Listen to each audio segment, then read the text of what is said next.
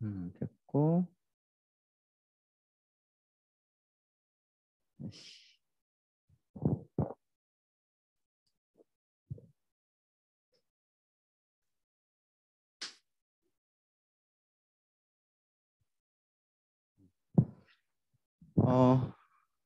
우리가 3장에서 그 자료를 수치적인 측도, 수치적인 방법으로 요약하는 방법에 대해서 살펴보고 있죠.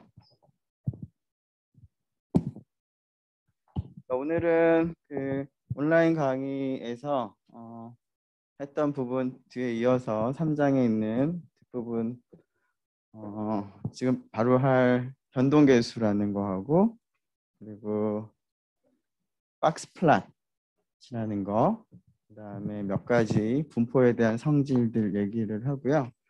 이론적인 얘기 먼저 끝내고 그다음에 3장에서 그 얘기한 수치적인 방법을 그 R 혹은 R 스튜디오를 사용해서 그 정리를 할 때 어떤 함수들을 사용할 수 있는지 하는 것들에 대해서 얘기를 이어서 하도록 할게요. 자, 일단 지금 하고 있는 내용을 조금 정리를 좀 해봅시다. 자, 수치적인 측도 크게 두 가지 종류를 살펴보고 있죠. 첫 번째가 어떤 거예요? 뭐를 측정하는 거? 자료에 뭐를 측정하는 거. 서정훈 두 가지 형태가 있었죠. 첫 번째가 자료가 주어지면 자료에 뭘 알고 싶어요? 중심. 네.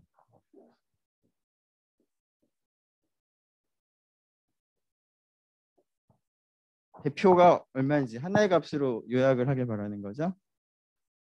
두 번째가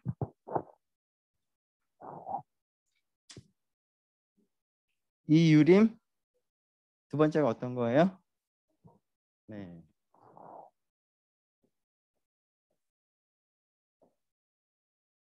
그래서 중심을 우리가 측정하는 방법으로 여러분들이 잘 알고 있는 어떤 게 있어요? 마스크를 써서 대답을 안 하나?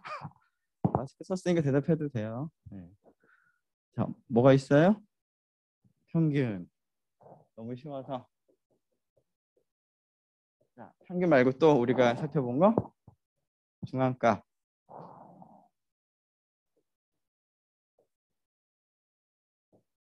통계는 뭐 다른 그 수학 과목에서랑 달리 그냥 상식적인 수준에서 여러분들 생각하면 되는 거니까 너무 유치하다고 하더라도 그냥 뭐 따로 공부할 생각하지 말고 그 수업 시간에 그 기억을 조금 더듬는 의미에서 대답을 좀 하면 좋을 것 같아요. 또 뭐가 있었죠? 하나 더 살펴봤었는데, 네? 최빈값.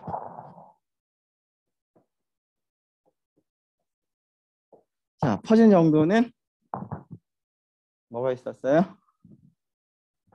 분산. 근데 표본이란 말을 붙이죠. 사실 뭐 평균도 평균을 우리가 얘기를 하긴 하죠.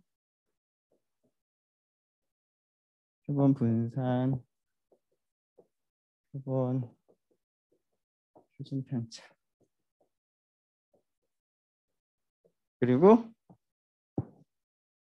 시간을 좀 많이 들여서 얘기를 했던 게 뭐가 있었어요?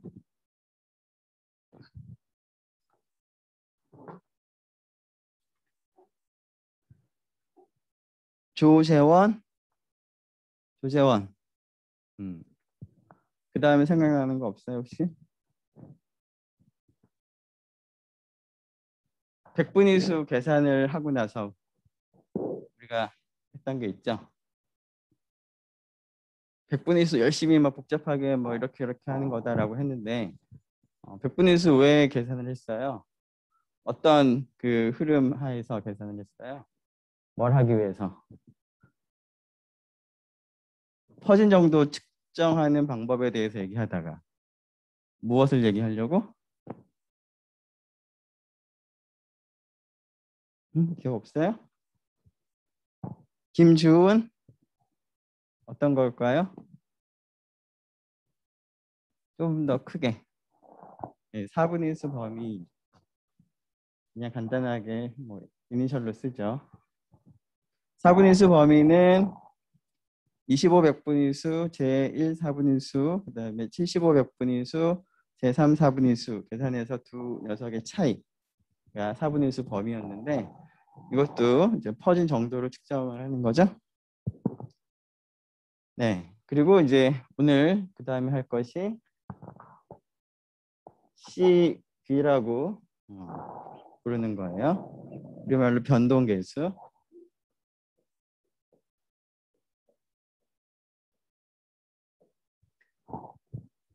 자, 변동계수는 그 어떤 두 개의 자료가 있는데 두 개의 자료가 지금 데이터 1이 있고 데이터 2가 있는데 두 녀석의 퍼진 정도를 우리가 비교를 해보고 싶은데 두 녀석의 중심이 굉장히 차이가 나거나 즉 평균이나 중앙값이 굉장히 크게 차이가 나거나 10배 뭐 이런 식으로 차이가 나거나 혹은 단위가 뭐 다른 경우에 첫 번째 자료하고 두 번째 자료의 퍼진 정도를 좀 비교를 해봤으면 좋겠는데 우리가 앞에서 얘기한 표본 분산, 표본 표준 편차 이런 것들은 단위에 의존을 해요.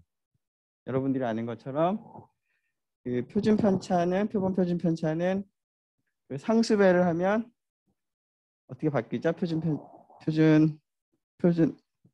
표준 편차도 그 상수배만큼 늘어나죠.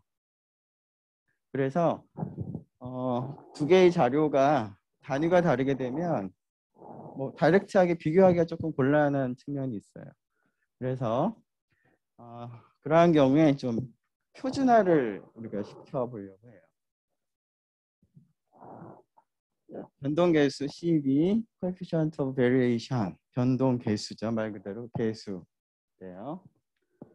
자, 여러 분포를 이제 비교를 할 때, 퍼진 정도를 비교를 할 때 하는 방법은 표준 편차만으로 보지 말고 여기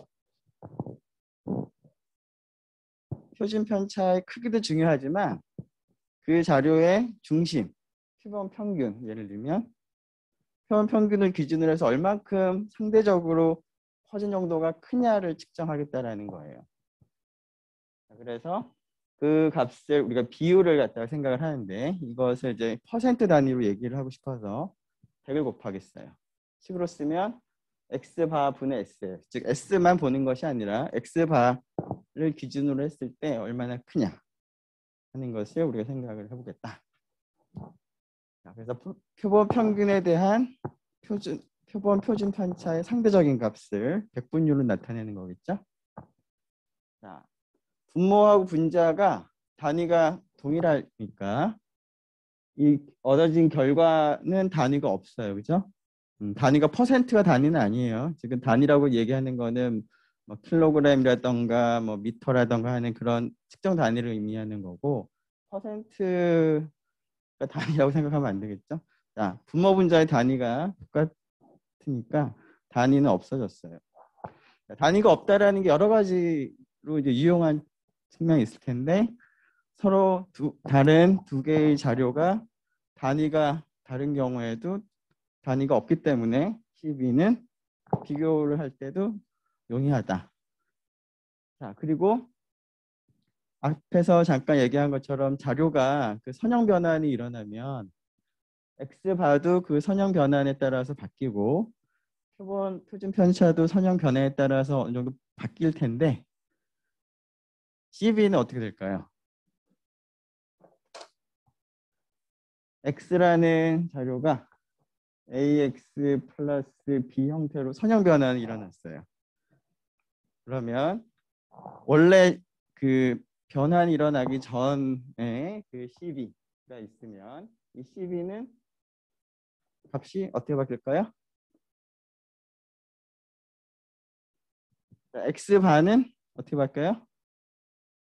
AX바 플러스 B로 바뀌겠죠? 변환된 자료의 표본 평균은 변환된 자료의 표본 표준 편차는 어떻게 바뀔까요?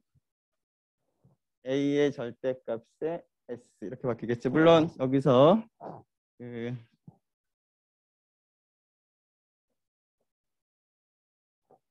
변환되기 전에 자료의 표본 평균 X바라고 표기하고 변환되기 전에 표본의 표준 편차를 S라고 표기를 했을 때 변환된 후에 CV는 이렇게 될 거예요.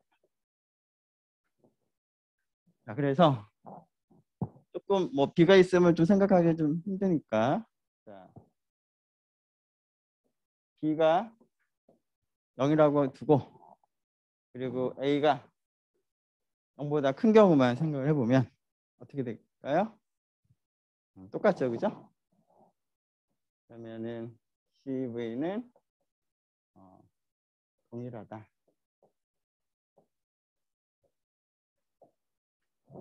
그래서 그 단위를 바꿀 때 이제 스케일링만 한다면 상수배만 한다면 그리고 양수를 곱한다면 CV가 변하진 않아요. 자, 구체적으로 우리가 한번 자료를 생각을 하고 어떤 경우에 표본 표준 편차를 써서 그 퍼즐 정도를 측정하는 게 적절할지 어떤 경우에는 표준 편차가 아니라 CV를 쓰는 게 적절할지를 한번 생각을 해보도록 하죠.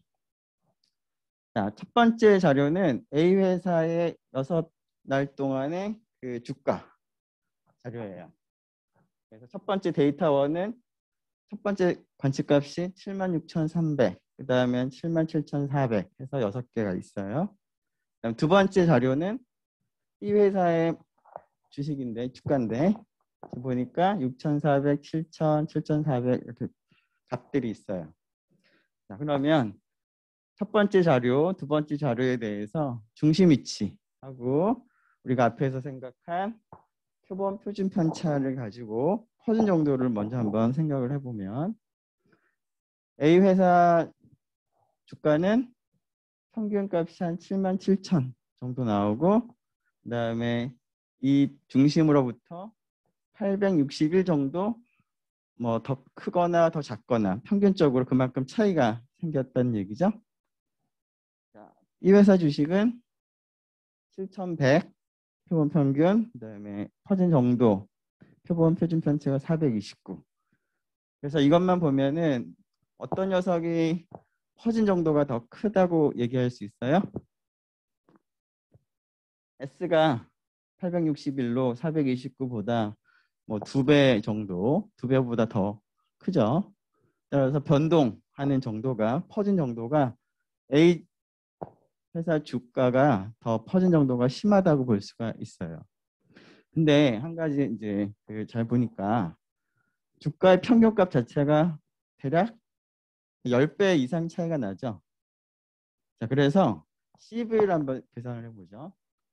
CV를 계산해 보면 860을 그냥 보지 말고 77,417을 기준으로 해서 비율을 따져보자는 거죠.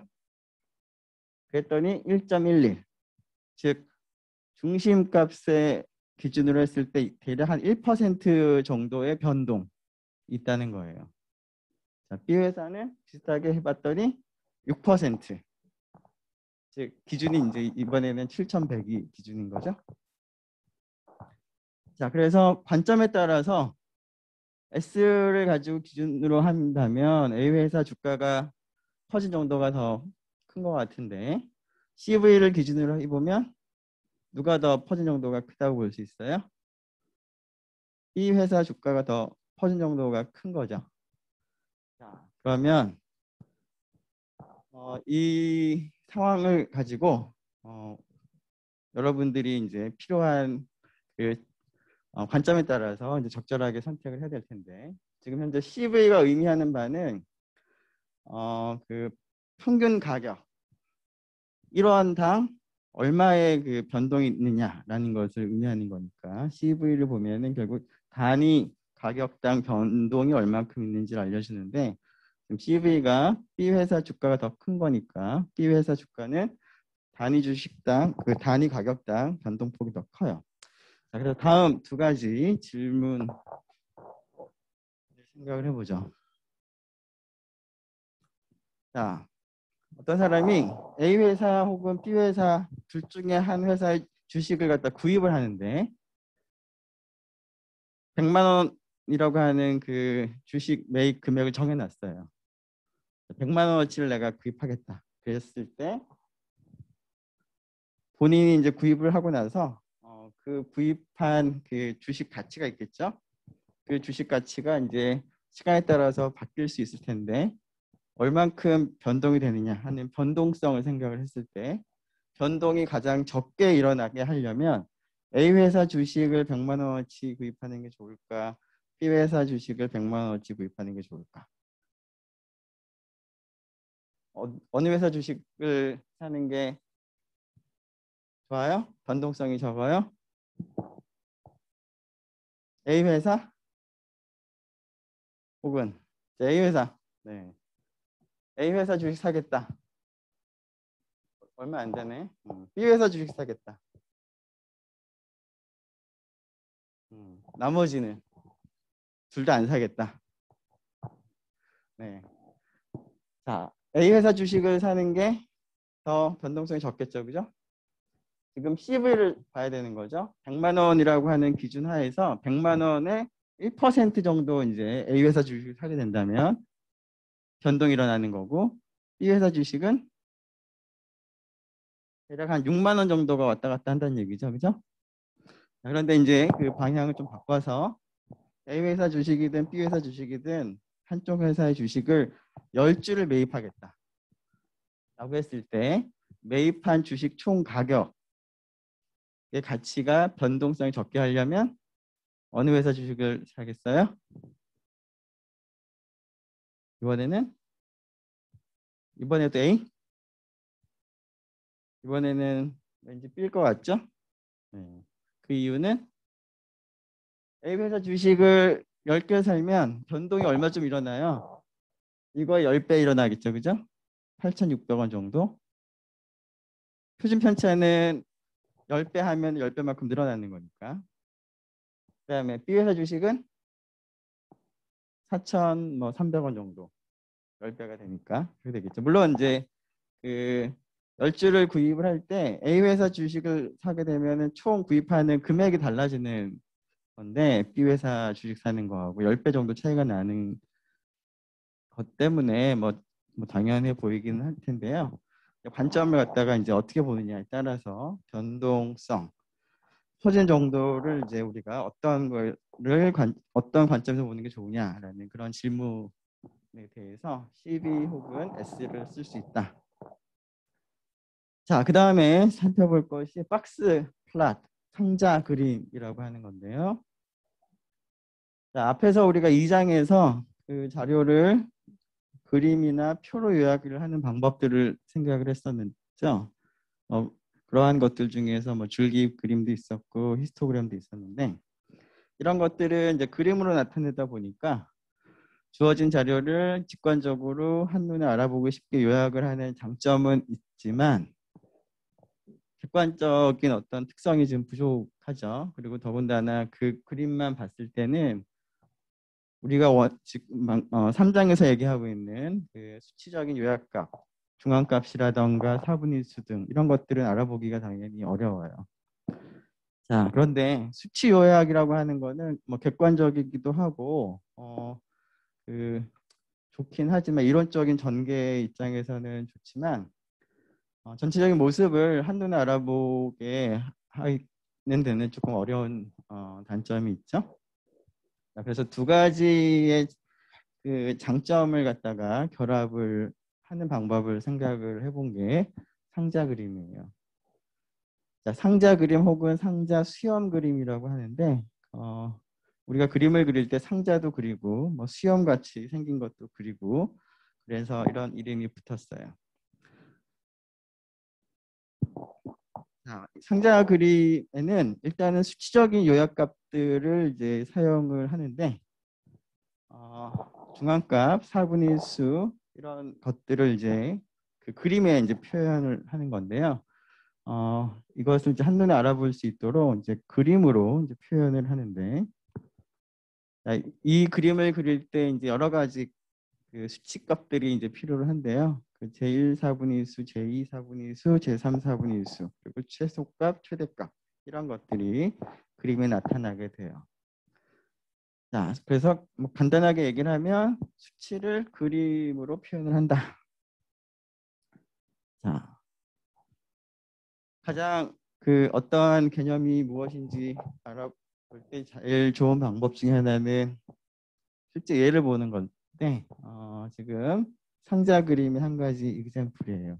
위에 있는 이만큼의 상자 그림이고 나머지 것들은 이제 이 상자 그림이 어떤 것을 의미하는지 어떻게 그리는지를 이제 설명하기 위한 것. 자, 지금 보면은 이제 박스 가운데 이렇게 그렸죠? 상자. 그리고 이제 이걸 수염이라고 이제 얘기를 하는 것 같아요, 사람들이. 어떻게 그리냐? 자, 가운데 상자는 Q1, Q3, 제1 사분위수하고 제3 사분위수를 이제 계산을 해서 그 위치에 맞게 사각형을 그려요. 좌우. 그리고 제2 사분위수 혹은 중앙값을 이제 가운데 이렇게 사서 그 직선으로 그림을 그리고 그런 다음에 그러면은 Q1하고 Q3 사이 요 간격은 폭은 이게 바로 사분위수 범위가 될 텐데 사분위수 범위에다가 1.5를 곱한 그러한 범위를 그러니까 생각을 해요. Q3로부터 사분위수 범위 1.5배만큼 더 간 범위. 그리고 마찬가지로 Q1에서부터 사분위수 범위 1.5배 더 왼쪽으로 간 범위를 생각을 하고 이 범위 중에서 자료에 있는 값을 보니까 이 값 안에 포함되어 있는 값도 있을 거고요. 이 값을 벗어난 값도 있겠죠. 자료에는 1.5라고 하는 것은 그냥 임의로 정했으니까 자료의 가장 큰 값은 이 범위를 벗어날 수도 있어요. 어쨌거나 일단 경계를 정한 다음에 이 사이에 있는 자료 중에서 가장 큰 값을 계산을 하고 그 값까지를 갖다가 이렇게 선으로 연결해요. 이쪽 왼쪽 부분도 마찬가지고 이 범위 안에서 자료의 최소값을 정하고 거기까지 이렇게 옆으로 수평선을 그어요. 자, 그런데 오른쪽 왼쪽 이 범위를 벗어난 자료도 있을 수 있죠. 그 자료가 있는 경우에는 그 위치에 점을 찍어요. 지금 이 그림은 오른쪽 부분에서는 이 범위를 벗어난 자료는 없는 거예요. 그래서 이 그림을 보면 전체 자료의 최대값은 어디에 있겠어요? 여기 있다는 걸 알려주는 거예요. 전체 자료의 최소값은 여기 별표에 해당하는 위치에 최소값이 있을 거예요. 그런데 1.5배라는 범위를 벗어난 이 점 같은 경우는 보통 이제 이 사분위수 범위 안에 그 사이에 자료의 50%가 있겠죠. 그리고 나머지 50%가 이거보다 큰 쪽, 이거보다 작은 쪽에 있을 텐데 넉넉하게 왼쪽, 오른쪽 둘 다 1.5배를 생각을 했는데도 불구하고 그것을 벗어나는 점이기 때문에 조금 얘는 그 자료 전체를 고려했을 때 다른 자료하고 비교를 했을 때 좀 특이하게 작은 점이다, 작은 값이다 라는 이제 그런 해석이 가능하겠죠. 그런 의미에서 이상점이라고 불러요. 영어 표현에 아웃라이어라는 표현을 써요. 자, 물론 이 자료에 대해서는 오른쪽 경계를 갖다가 지나간 그 넘어가는 점은 없는데 뭐 자료에 따라서 그런 점도 있을 수 있죠. 그런 점도 이상점이 되는 거예요. 그래서 이러한 그림을 보면 자료 전체의 중앙값, 그다음에 제1 사분위수, 제3 사분위수, 그다음에 사분위수 범위, 그다음에 최대값, 최소값, 그리고 이상값, 이상점 이런 것들을 이제 알아볼 수가 있죠. 수치적인 그 요약값들을 이제 그림으로 표현해 보면 자료들이 전반적으로 어떻게 분포가 되어 있는지 하는 거에 대한 대략적인 모습도 알 수 있을 뿐만 아니라 지금 이 그림을 보면 어떻게 생겼냐면, 자, 가운데에 50%의 자료가 있을 텐데 여기 기준으로 해서 여기까지 거리나 여기서부터 여기까지 거리가 동일하죠. 즉 가운데 50%의 자료가 비교적 대칭적으로 분포해 있을 것 같다라고 추정할 수 있겠죠. 그죠?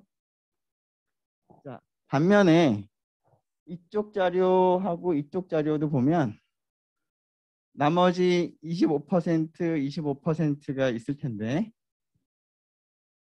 자, 물론 여기 있는 자료가 하나 있긴 있지만 뭐 많지가 이거는 이제 전체에서 일부가 될 테니까 지금 제1 4분의 수보다 작은 쪽 자료가 전체의 25%죠.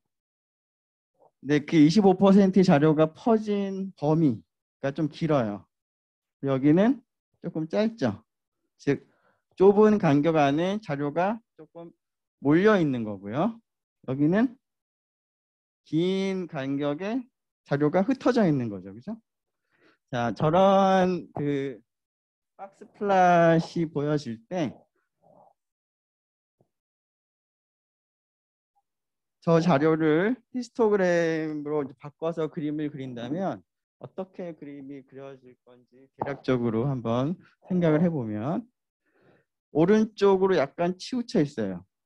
그 상위 25%는. 그래서 조금 그림을 그리기가 좀 쉽진 않은데 좀 극단적으로 그냥 그리죠. 네. 이건 너무 좀 극단적이긴 하지만 이런 비슷하게 그 오른쪽으로 조금 치우쳐 있고 그다음에 꼬리가 왼쪽으로 좀 길게 있는 그런 형태로 있을 것 같은 그러한 생각이 그림을 보면 바로 떠오르죠. 그죠? 물론 이제 여러 번 연습해 보면. 그래서 전체적인 분포의 모습도 알 수 있고 수치값들도 알 수 있는 그런 방법이에요. 네, 지금 설명한 상자 그림 그리는 방법을 다시 정리해 보면, 자, 최소값, 최대값, 4분의 수들을 이제 구해야 되겠죠. 그리고 Q1, Q3를 이제 양끝점으로 해서 상자를 그리고 Q2 중앙값을 이제 수직으로 해서 표시를 한 다음에 4분의 수 범위 IQR의 1.5배 범위를 생각해서, 물론 이제 Q1보다 작은 쪽도 그렇고 Q3보다 큰 쪽도 그렇고 그 범위를 생각하고 그 범위 안에 있는 가장 큰 값, 가장 작은 값을 연결을 하고, 그리고 그 범위를 벗어나는 점들은 이제 점으로 표시한다. 자, 그러면 이 자료에 대해서 한번 상자 그림을 그려봅시다. 자, 우리가 상자 그림을 그리기 위해서는 물론 이제 R이나 RStudi오를 쓰면 뭐 그 명령어 하나 정도로 쉽게 해결이 되겠지만, 그냥 하나씩 그 절차를 생각한다면 4분의 수 범위를 이제 계산하기 위해서는 자료를 정렬을 먼저 해야 되겠죠. 정렬을 했어요. 그래서 지금은 막 섞여 있는데 여기가 본 것처럼 최소값이 51.3이고요. 가장 큰 값이 77.1이에요. 왼쪽 위에 있는 값이 작은 값이고 오른쪽으로 갈수록, 그리고 아래쪽으로 갈수록 이제 값이 커져요. 자, 오른쪽으로 가면서 이제 커지죠. 자, 전체 자료의 개수는 50개예요. 표본의 크기는 50이고. 자, 그러면 여러분들 4분의 수 계산하는 식을 여러분들이 잘 알고 있죠? 한번 계산해 볼까요, 지금? Q1, Q2, Q3 지금 계산해 보세요. 물론 슬라이드 답이 다 있으니까 뭐 답은 뭐 확인하실 텐데 한번 계산을 직접 한번 해보세요. 그 식을 여러분들이 기억을 하자는 의미에서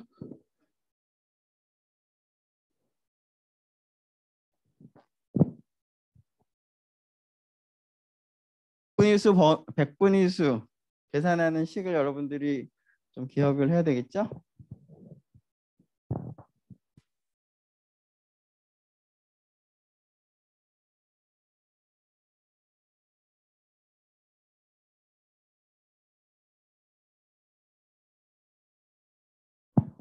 자, 어떻게 계산을 잘 하고 있는지 한번 확인해 볼까요?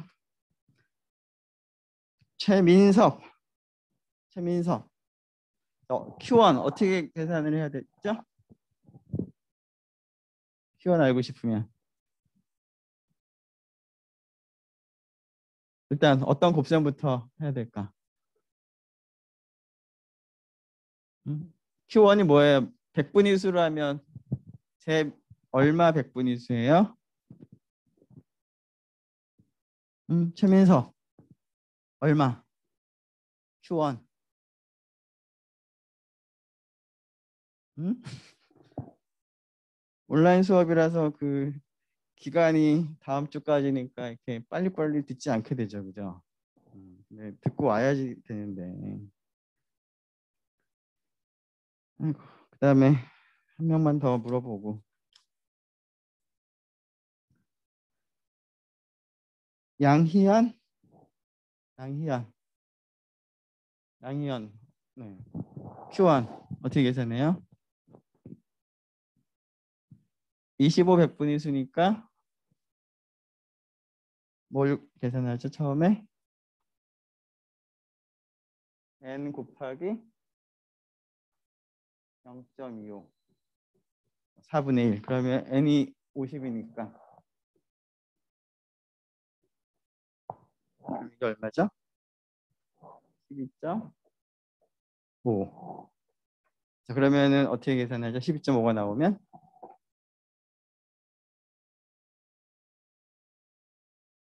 그 다음. 자, 지금 n 곱하기 p를 계산해서 이 값이 정수인 경우랑 정수가 아닌 경우를 나눠서 우리가 생각을 했었죠. 자, 이게 정수인 경우는 몇 번째 원하는 값이에요? 그 순서상으로 k 플러스 3번째 값이었죠. 음? 자, 정수가 아닌 경우는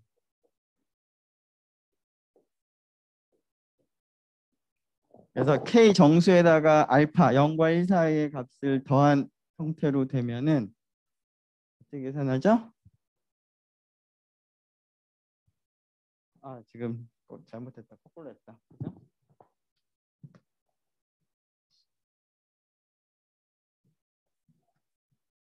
자, 이 경우가 정수인 경우가 x의 k번째 값하고 그 다음 k 플러스 3번째 값의 평균 하고 아래에 있는 경우가 k 플러스 1번째 값이다 라고 얘기를 했었죠. 자, 그러면 이 경우에는 12번째 값하고요. 그 다음에 13번째 값이 있다면 이것 중에서 어떻게 계산해야 돼요? 이거 가지고 13번째 값 택하면 되죠. 자, 그럼 여기서 13번째 값 지금 아마도 그 가로에 있는 게 첫 번째 행에 있는 자료가 10개니까 13번째면은 얼마죠? 57.6이 되는 것 같죠? 자, 그래서 57.6. 자, 나머지 Q3, Q2 비슷하게 할 수 있을 것 같아요. 자, IQR 계산을 했더니 7. 그래서 Q1에서 IQR의 1.5배 바깥쪽 범위를 계산했더니 47.1이 있고 그다음에 Q3에서 IQR의 1.5배를 더 더했더니 75.1이에요. 그러면 이 범위 안에서의 최소값은 얼마죠? 자료에 있는 값 중에서 이 범위 안에 있는 최소값은 가장 작은 값을 봤더니 이게 여전히 범위 안에 있죠. 그죠? 그래서 51.3. 51.3까지는 옆으로 수평선을 그어서 수염을 그리는 거죠. 그리고 75.1을 봤더니 이 범위 안에 있는 자료의 최대값은 자, 자료의 최대값은 범위를 벗어나죠. 그럼 그 다음 값을 봤더니 얘는 안에 있어요. 그래서 오른쪽 수염은 69.4까지만 이렇게 길게 그리는 거죠. 자, 그래서 여기까지 그리고 여기까지 그리고 그리고 아까 봤더니 최대값이 범위를 벗어났죠. 그 점을 갖다 찍은 거예요.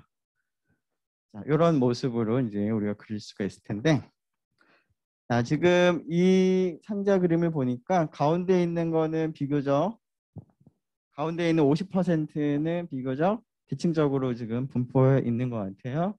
그 이유는 이 길이나 이 길이나 거의 비슷해 보이니까. 하지만 이쪽 길이하고 이쪽 길이를 보니까 왼쪽 길이가 더 길죠? 그래서 약간 왼쪽으로 작은 값이 조금 더 이렇게 흩어져 있는 그러한 약간의 비대칭적인 모습이라는 것을 이제 여러분들이 알 수가 있겠죠? 자, 앞에서 우리가 봤던 그 신입생의 키 자료인데 남녀별로 상자 그림을 그려서 한번 비교를 해보려고 해요. 자, 앞에서 했던 방식을 이제 반복하면 그림을 그릴 수가 있겠죠. 두 개를 세로로 그릴 수도 있을 거고요. 두 개를 가로로 비교할 수도 있을 거예요. 자, 지금 얘를 기준으로 해서 한번 얘기를 해보도록 합시다. 지금 아래에 있는 상자 그림이 남학생 키 자료를 가지고 그린 거고 위에가 여학생 키 자료를 가지고 그린 거예요. 남학생하고 여학생의 그 분포가 어때 보여요? 자, 물론 이제 남학생들만 보면은 그 자료가 이쪽이 조금 짧고 이쪽이 좀 기니까 약간 왼쪽으로 치우쳐 있는 것 같은데 여학생의 자료하고 비교를 해보면 남학생의 자료는 그나마 대칭적인 거죠. 여학생의 자료가 조금 더 많이 비대칭적인데 지금 여기를 보면은 여기 짧은 간격 안에 25% 자료가 모여 있는 거죠. 그리고 여기 조금 넓은 간격 안에도 25% 자료가 모여 있어요. 그래서 왼쪽으로 굉장히 치우쳐져 있는 그런 비대칭적인 모습이라는 걸 볼 수가 있어요.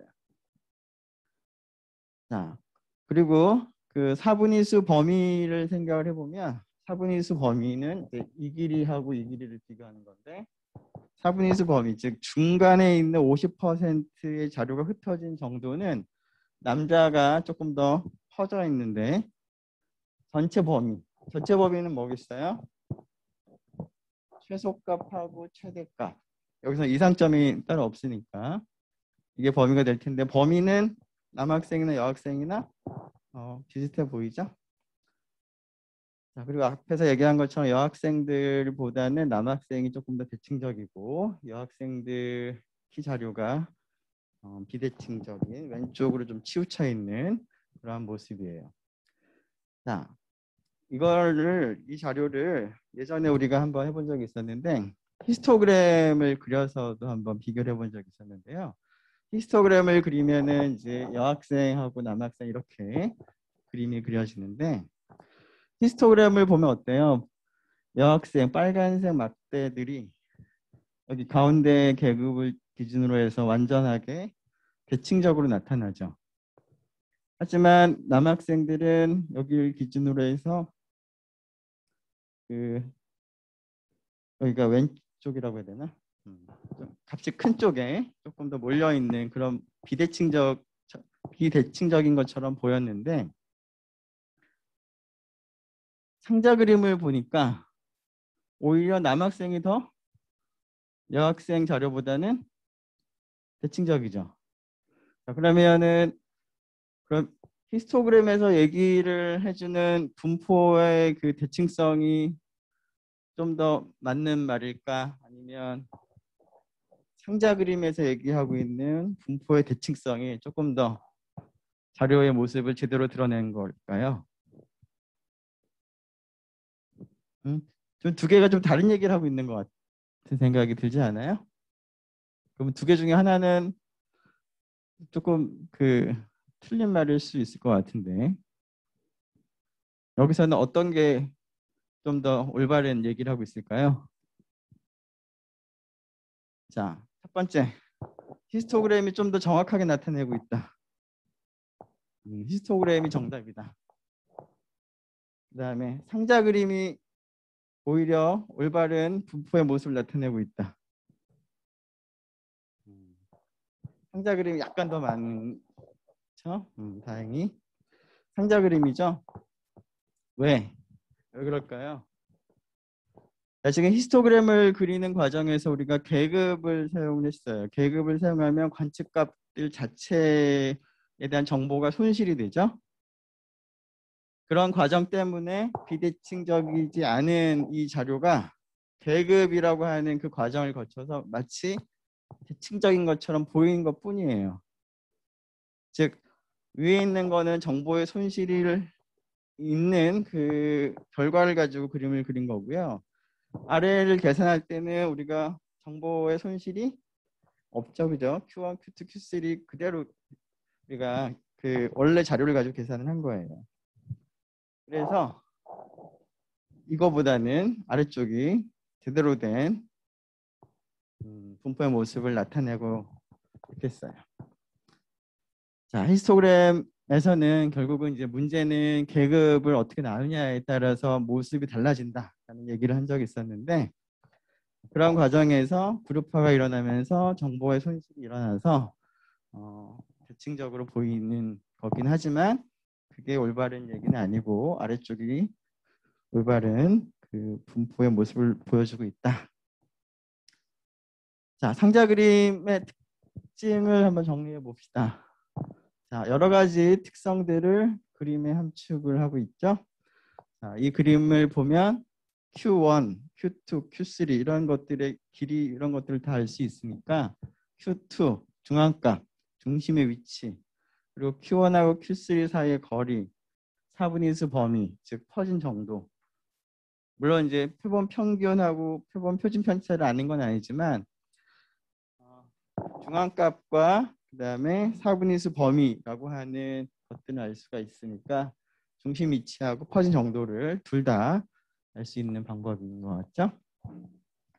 자, 그리고 앞에서 우리가 본 것처럼 분포가 대칭적으로 있는지 어느 한쪽으로 치우쳐져 있는지 그리고 특이하게 큰 값이 있는지 없는지 이런 것들을 알 수가 있죠. 자, 그리고 그 히스토그램은 한 2개 정도는 비교를 할 수 있지만 히스토그램이 한 3개, 4개 있는 경우에는 그림을 겹쳐서 그리기가 조금 잘 안 보이니까 그리기가 좀 어려운데 상자 그림은 오른쪽으로 쭉 연달아 붙이거나 위쪽으로 쭉 연달아 그림을 그리면 뭐 많이 비교할 수 있겠죠.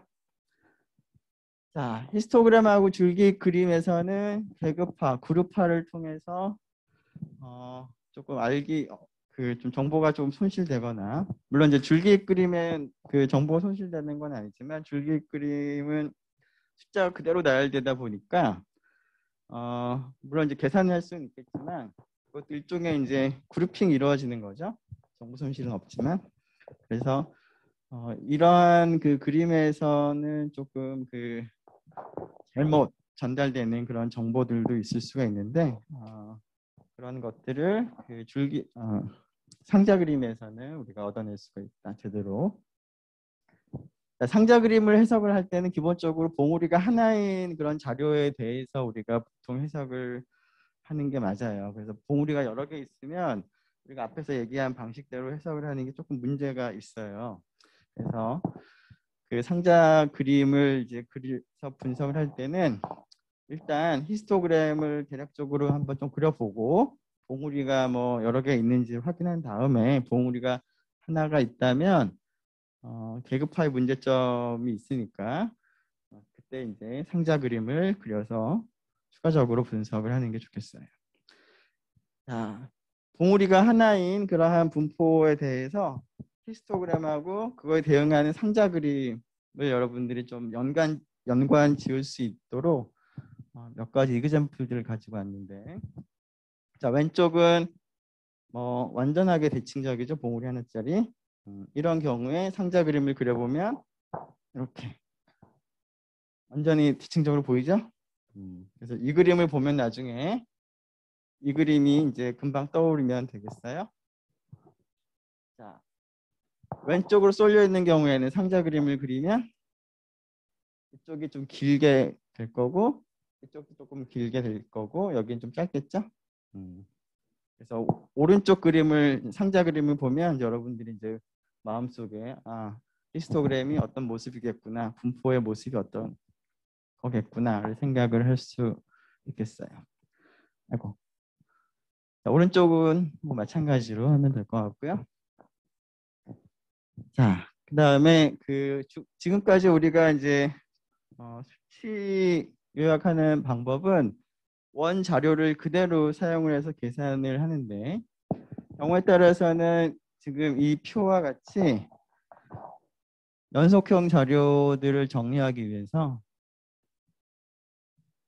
도수분포표 계급을 사용을 해서 도수분포를 만들어요. 그러면 정보의 손실이 일어날 텐데 상황에 따라서는 그 원 자료는 아니지만 이 도수분포표를 보고 우리가 앞에서 생각했던 수치적인 값을 이제 계산을 근사적으로 할 수도 있을 것 같아요. 자, 그래서 그룹화된 자료, 다른 말로 도수분포표를 가지고 근사적으로 계산하는 방법을 한번 생각을 해보려고 하는데요.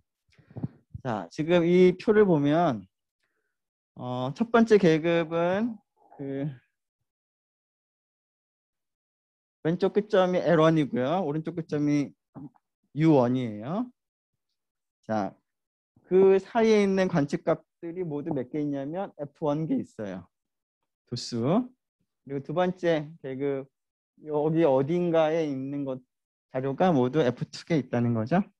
그래서 원래 자료의 정확한 값은 모르는 상황인데 그럼 근사적으로 계산을 하려면 어떻게 하는 게 좋을까? 아무래도 L1인지 U1인지 모르니까 그 중간에 있다라고 생각을 하는 거죠, 자료가. 그래서 계급값을 생각을 하겠어요. 자, 계급의 중간값을 그 계급의 계급값이라고 부를 거고 그것을 여기서는 이제 MI로 표기를 했어요. 자, 그래서 이 계급 첫 번째 계급 구간 안에 자료가 F1개만큼 있는데 F1개 자료의 각각의 관측값은 내가 모르니까 그냥 M1이라는 값이 F1개 반복해서 있다라고 생각하고 근사해서 계산을 해보자라는 거예요. 그럴듯해 보이죠?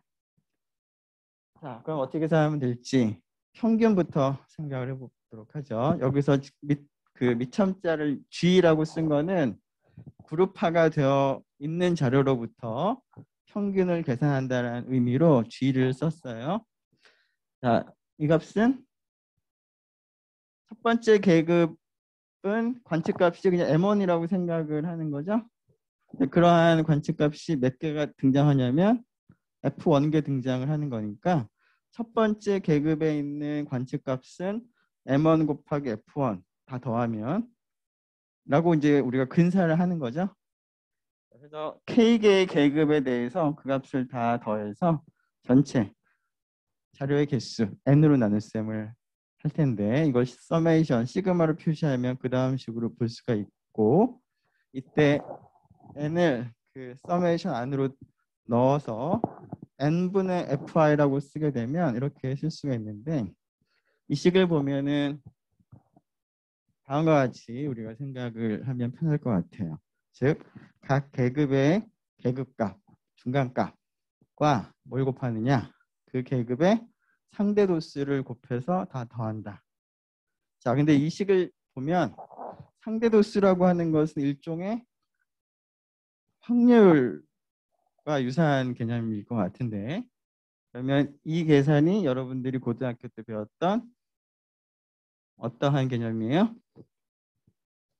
관측값, 확률 변수가 있으면 확률 변수가 택하는 값과 그 확률 변수를 택할 확률을 곱해서 다 더하는 거. 그게 뭐예요? 평균, 기대값. 그죠? 그래서 그러한 개념을 이제 보여주고 있는 그런 식이다. 자, 분산도 마찬가지로 그룹화된 자료로부터 계산을 해보도록 하죠. 자, 마찬가지로 i번째 계급의 관측값이 전부 다 mi라고 생각을 하는 거니까 관측값과 지금 방금 계산한 그 평균하고의 차이, 편차죠. 편차의 제곱을 다 더하고 싶어서 편차의 제곱에다가 도수를 곱해서 다 더하고 그것을 n-1로 나눗셈을 하면 되겠어요. 이걸 전개해보면 식을 조금 계산해보면 물론 이제 n이라고 하는 거는 도수들 다 더한 값이랑 같은 거고요. 그 다음에 조금 전에 우리가 계산한 평균식을 생각을 해보면 계급값과 도수를 곱해서 다 더한 값은 표본의 크기 n 곱하기 평균이 되겠어요. 자, 그 식을 여기다가 넣어보면 이 식을 얻어요. 자, 근데 이 식은 앞에서 우리가 그 원 자료를 가지고 계산을 할 때 얻었던 식과 형태가 유사한 걸 볼 수가 있죠.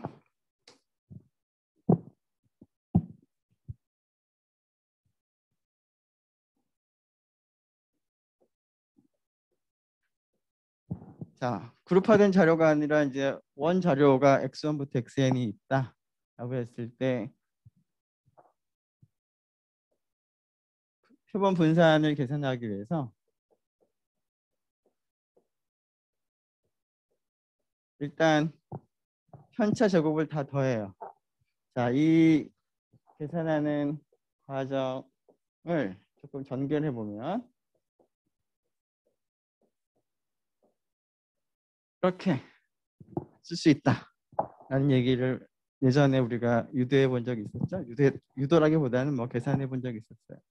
자, 이 식은 관측값의 제곱의 합에서 n 곱하기 평균의 제곱을 뺀 거죠. 자, 여기서도 어때요? 여기가 뭐예요? 각각의 계급에 대해서 관측값의 제곱의 합이죠. 이만큼이. 지금 mi가 우리가 관측값이라고 우리가 그 근사하는 값이니까. 자, 제곱을 해서 도수만큼 곱해서 다 더하는 거니까 여기가 관측값들, 그룹화된 자료의 관측값들 제곱의 합이고 여기는 n 곱하기 평균 제곱이죠. 여기가 똑같아요. 자, 그래서 이제 n-1로 나눠준 게 이제 표본 분산이 될 건데 그 여기 제곱을 이거의 제곱으로 지금 바꿔 쓰면서 앞에 있던 n이 여기 원래 n분의 1이 있어야 되는데 n분의 1의 제곱이 앞에 있는 n이랑 캔슬되면서 n분의 1이 하나만 있겠죠? 그래서 이런 식도 우리가 얻을 수가 있겠어요. 자, 표준 편차는 그룹화된 경우에는 위에서 계산한 다음에 스퀘어 루트 택하면 되는 거고요. 자, 실제로 계산을 해보니까 지금 그 도수분포 표를 가지고 조금 전에 얘기한 방식대로 계산해 보면 그룹화된 자료의 평균이 168.1, 그다음에 분산이 58.3이 나오는데 지금 원래 이 자료는 그 로우 데이터가 있었는데 그 로우 데이터를 가지고 직접 그룹화되기 전 자료를 가지고 계산을 해보면 평균이 168, 표본 표준 편차가 7.66이 나오는데 이 값하고 이 값 비교해 보면 당연히 똑같진 않아요. 근데 그 차이가 그렇게 심하진 않죠. 그다음에 얘하고 얘도 그렇게 심하진 않아요. 자, 그래서 이러한 방식으로 우리가 표본 평균, 표본 분산을 계산을 할 수가 있는데 다른 그 중심 측도라던가 퍼진 정도를 계산할 때도 비슷한 방식으로 계산을 할 수가 있을 거예요. 즉 어떤 계급 안에 계급 값이 여러 번 반복된다라고 우리가 간주하고 저는 계산을 하면 되는 거고 그런 의미에서 최빈 값은 각각의 계급의 중간값이 계급값이 여러 번 반복된다라고 했을 때 최빈 값은 도수가 가장 큰 계급을 보면 되겠죠? 지금 이 경우에는 결국 14는 162가 14번 반복된다라고 보는 거니까 최빈 값은 162. 즉 도수가 가장 큰 계급에서의 계급 값을 택하면 최빈 값도 얻어지겠어요. 네. 일단은 여기까지 하고요. 한 10분 정도 쉬었다가 계속 이어가도록 합시다.